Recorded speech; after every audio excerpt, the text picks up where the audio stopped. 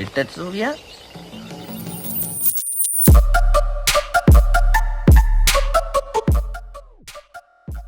De la fracture émotionnelle à la fracture physique.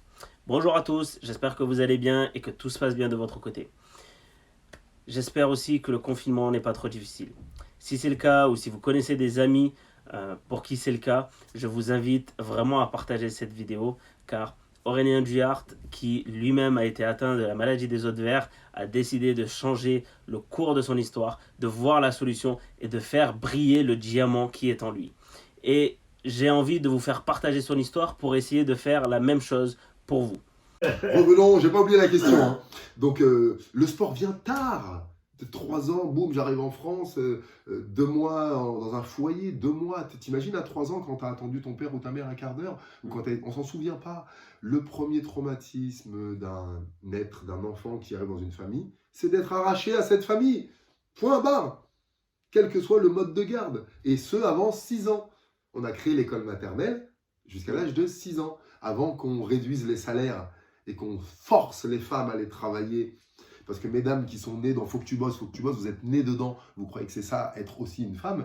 Demandez à vos mères et à vos grands-mères et demandez aux femmes actuelles si on te donnait un mi-temps, que tu avais un salaire correct, ou que l'homme que tu aimes, si tu crois encore que tu as besoin d'un homme, hein, si tu crois encore que c'est utile, il gagnait un bon gros salaire, est-ce que tu serais pas bien, avoir du temps pour toi, te pomponner, te bichonner, avoir 4 heures pour ton projet, ta vie, t'émanciper, créer de l'argent, et aussi voir tes amis, t'occuper de tes enfants si c'est important pour toi, de tes loisirs, des vieux, j'en sais rien, comment serait ta vie, quoi. Donc, avant qu'on force, ces gens-là, on avait les parents à côté. On retournait la tête, il y avait de l'amour, il y avait papa, il y avait même une forme d'amour dur, ils étaient là. Là, à 3 semaines, on les confiait des inconnus. Mode de garde, attends ton tour, ça gueule, ça hurle, tout le monde vibre le manque, tous ces enfants sont malheureux. Et on attend tous l'amour d'une personne. Le professeur, la maîtresse, tous ces rôles de pouvoir. Comme ça? On doit déférence, doléance. C'est ça la première brutalité. Mesdames, ne culpabilisez pas. Hein. Les hommes, on a contribué à ça, on a accepté des salaires plus bas et on a accepté des fois aussi, c'est aussi cette envie de la famille de toujours plus consommer, plus consommer, qui force le père à s'arracher de la maison pour aller faire des heures sup, travailler plus. Et les enfants demandent plus, on demande plus. Et il y a un moment, forcément, ça pète un câble, ça contribue aussi à l'explosion des familles, cette surconsommation. Il y a plein d'effets qui servent à la division, la misère, la tristesse, la séparation sont génératrices de dépression, de consommation, de services sociaux, de police, de tout ça. On collabore à tout ça. Je sais qu'on rayonne large, hein, mais je voulais vraiment parler des priorités. Donc bien avant le sport, les épreuves de la vie. Qu'est-ce que je fous là? Est-ce qu'on m'aime? Est-ce que je mérite? J'ai pas une bonne note? Est-ce que je vais être aimé sur le chemin de l'école? Est-ce que je marche bien? Est-ce que je traverse bien la route? Est-ce que je tiens bien ma fourchette? Est-ce que mon cartable... Ces pressions incessantes. Nous sommes des Illuminati pour nos enfants. C'est de l'amour mal dirigé, mal exprimé. Donc ces premiers traumas où je suis là et je ne capte pas.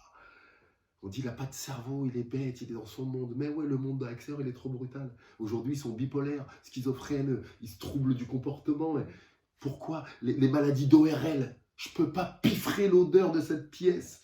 Il y a une ambiance, il y a une atmosphère qui pue. J'entends jamais de félicitations, jamais de mots d'amour toute la journée. Range ton cartable, fais ci, fais ça, attention ci, attention ça, attention l'autre.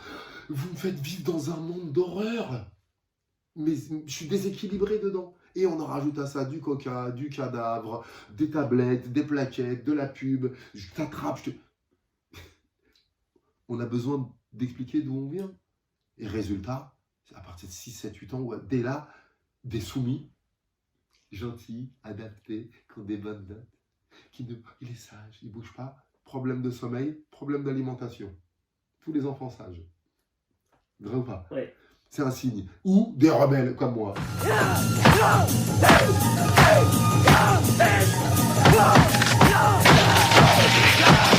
On pète, on gueule, on fait des tags, ou on essaie d'être le plus fort, ou d'en baiser le maximum, ou de se faire virer de la... Vous avez compris le système? Le bâton ou la carotte?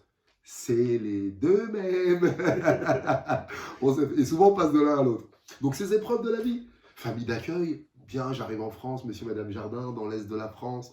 73, je crois, t'imagines. Le père mineur, la femme mère au foyer, déjà 3 enfants. le petit potager, la forêt, ça va quoi. Mais il n'y a pas papa, il n'y a pas maman, puis j'ai pas de réponse, puis il n'y a pas de question. Une éducation, un toit, un recadrage, de l'hygiène, des plats chauds. Ta gueule, avance. Et ça me fait penser à une scène de film avec Denzel Washington où son fils il va le voir et il lui dit Papa, est-ce que tu m'aimes et Denzel Washington qui lui dit Est-ce que je te donne à manger? Est-ce que je te donne à boire? Est-ce que je te donne un toit? Est-ce que je te donne des vêtements? Et c'est extraordinaire en fait. Alors ouais, c'est extraordinaire et je vais revenir là-dessus parce que oui, c'est extraordinaire. T'imagines, garde l'exemple de Denzel Washington, je vais revenir, vous avez vu, mon cerveau va très vite et puis tu as des pistes tellement riches aussi. J'ai tellement envie aussi qu'on nourrisse ce moment.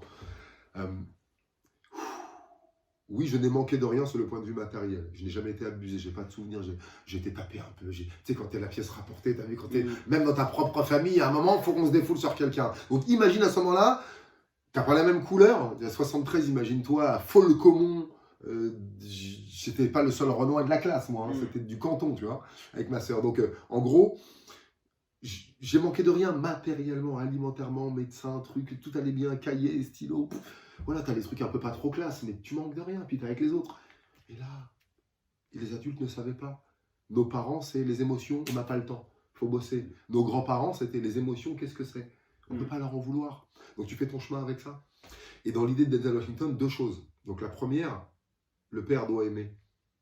Tu n'es pas obligé de le dire, mais ne nie pas. Ouais. Tu aimes différemment, tu aimes avec fermeté, tu aimes avec distance, tu aimes même si ton enfant te déteste. Mais si ta fille te dit, ah mon père c'est un connard, je peux pas mettre de mini-jupe, je peux même pas fumer, quoi, il est trop con mon père. Ouais, tu l'aimes, tu vois. Et après, ce que je veux te dire, c'est que je comprenais que ces gens-là n'avaient pas le temps de m'aimer. Et moi, t'imagines, j'ai ce souvenir d'être là, t'imagines, avec mon pantalon en velours, avec mes pièces, là, mes jouets des années 70, les trucs qui s'emboîtent, là, avec ma coupe afro. Tout seul dans ce là, je sais pas combien de temps je reste là, je sais pas qui s'occupe de moi, je sais pas quand on vient me chercher. Tu t'imagines la sensation qu'à avoir un enfant? J'ai pissé au lit jusqu'à 40 piges, et encore de temps en temps ça m'arrive. Le trauma de l'enfance, quoi, tu vois. Et donc là, je suis là, et je me rappelle une discussion avec une éducatrice. Et je suis content, on m'aime, elles sont là, il y a des gens, le soir, la nuit, le matin, il y a des gens, puis souvent c'est des femmes en plus, tu vois. Donc t'as de l'amour, tu vois. Bon, quand t'en seras un peu vénère, tu en prends un petit coup, mais bon, c'est comme ça, c'est le jeu, ma pauvre Lucette. Et je lui dis, hey, t'as des enfants, toi? Elle me dit, oui, j'ai des enfants, j'en ai deux, elle me raconte un truc, une garçon, une fille. Je dis, ils sont où? Je dis, bah, ils sont à l'école. Attends, c'est quoi ce monde? Mais c'est génial ce que tu fais de t'occuper de moi. Mais pourquoi tu fais des enfants et tu t'occupes de ceux des autres et c'est les autres qui s'occupent des tiens? Elle est où la logique? Pourquoi tu pars travailler pour payer une assistante maternelle qui va garder tes enfants pendant que toi tu gagnes de l'argent pour payer cette assistante maternelle? Ou le mode de garde ou la... Vous avez raté quelque chose ou quoi? Mais je suis né dans la génération, dans les années 30-40, le salaire d'un homme ou de la personne qui travaillait était calculé pour nourrir une famille. On fera une vidéo sur les dangers du féminisme, de l'immigration et de tous ces ismes qu'on n'a pas vu, les dangers de ça, d'SOS racisme et de tout ça. Je te rappelle que si SOS baleine, c'est fait pour sauver les baleines, SOS racisme, c'est fait pour sauver le racisme. Donc, je pars un peu tous azimuts. Donc, je me rends compte très tôt que les épreuves de la vie, tu seras privé d'amour. La femme qui t'a mis au monde, elle n'est pas là. L'homme qui t'a mis au monde, il n'est pas là. Ta grande sœur, pendant 2 mois, même dans le foyer, elle n'est pas là. Démerde-toi tout seul. Renforce-toi à ta manière. Et moi, ma manière, c'était d'être fragile pour avoir de l'attention. J'aurais pu faire le rebelle. J'aurais pu développer la danse ou être le premier de la classe. Je ne sais pas ce que tu as développé comme facette. C'est super ce que tu dis. J'ai développé le fragile. Et si on revient à son parcours et à ton parcours, ça développe tes fractures, finalement. Les fractures de ma vie, changement de maison, changement de langue, changement d'alimentation, c'est des grosses fractures. Ça se pose dans les... Qu'est-ce qui fracture dans le corps de l'être humain? Les os. Quand tu manques de câlin, quand tu manques de douceur, Tu développes des maladies de peau, des rougeurs, psoriasis, eczéma, tu manques de câlins. Le corps est la harpe de ton âme. La médecine traditionnelle le dit bien avant. La médecine moderne est maîtrise à la médecine moderne qui m'a soigné. J'ai une plaque là, opérée ici. Je suis opéré il y a 15 jours, arthroscopie, 13 minutes, caméra. Merci la science. Et la science sans conscience n'est que sottise. Et la science sans amour, ça donne la bombe atomique. Comment se soigner avant tout ça? Ne mettez pas tout le pouvoir là-dedans. Tout ce que tu n'écoutes pas de ton esprit, ta liberté, tes valeurs, ton corps te le dira. Chaque organe, chaque lieu, chaque mouvement que tu ne peux plus faire, c'est un signe. Donc ces fractures, je n'ai pas conscience de tout ça. Je suis un fragile. Il y a les appelés, il y a les élus et puis les autres. Il y a les chanceux et puis les autres. Il y a les forts et les faibles, les riches et les pauvres. C'est comme ça. On n'a pas le choix. C'est la vie. Il faut accepter. Maman très catholique, et de toutes les cultures catholiques, que ce soit les colons ou les autres, hein, mais plus les colonisés. Demandez au petit peuple français. Acceptez vos coups de fouet, donnez votre dîme, restez dans les mines, restez dans les champs. Après, venez à la ville, apprendre l'exode rural. Tous les enfants de l'immigration, le peuple, il souffre, quelle que soit sa couleur et son origine. Intéressez-vous les Vendéens, intéressez-vous les Bretons, intéressez-vous ce qu'on a fait aux Corses pour rassembler la France, ce qu'on a fait à toutes ces peuplades avant d'aller massacrer du bronzé, du bougnoul, et avant de massacrer du yougoslave, du russe, de l'italien. L'être humain est massacre. Hein. Arrêtez de croire que c'est parce que c'est ta couleur. Et c'est clair que plus les différents, on a moins de scrupules, tu vois. Mais on massacre les nôtres aussi. Hein. Allez demander si toutes les féministes s'entendent avec toutes les femmes. Si toi, en tant que Renoir, tu t'entends avec tous leurs... Ça n'a pas de sens, arrêtez avec ça. Donc ces fragilités développent en moi un rôle, le fragile, pour avoir de l'attention, jusqu'à 13-14 ans, et même après, jusqu'à 17 ans, mais jusqu'à 13 ans, vraiment, les plâtres. Je passe tout le monde à la cantine. On dit, là, on fait attention, yo-yo, des gentils, on les parle gentiment, des doux. Et tu fais, mais derrière, t'es plein de meufs. Toutes les tatas se baissent, t'as la vue dans tous les décolletés. C'est génial, hein, sans rien faire. Tu peux me la dire, oh, il est gentil, tu vois. Enfin bref, j'avais de l'attention de la victime, de se plaindre. Cette société, victimisation, accusation, demande de réparation. Maîtresse, j'ai plus mon cahier, donc c'est lui qui me l'a volé, donc il faut le punir. Monsieur, il a brûlé le feu rouge, donc c'est pas bien, donc il faut lui mettre une amende.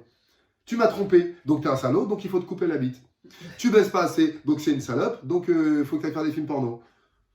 Vous comprenez comment on fonctionne? Des responsables. C'est pas toi, c'est le vent. C'est pas toi, c'est ton frère. C'est pas toi, c'est les microbes. C'est pas toi, c'est la météo. C'est pas toi, c'est la bourse. C'est pas toi, c'est la société. C'est pas toi, c'est les finances.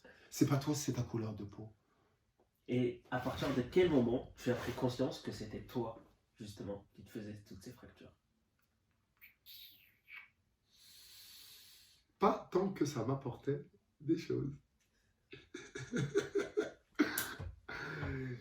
Tant que ton problème est la base de ta vie, et que si on te l'enlève, il n'y a plus rien, tu es ton problème, tu t'en nourris et tu l'entretiens. Tu te racontes cette histoire. On m'a abandonné, je me racontais cette histoire. Si tu m'enlevais mes plâtres, mais tu m'enlevais l'urgence, le phénomène d'urgence, l'ambulance, qu'on a amené Aurélien à l'hôpital, tu m'enlevais les infirmières, la rééduque, la kiné, la radio de contrôle, le fait que en classe, je sors de classe.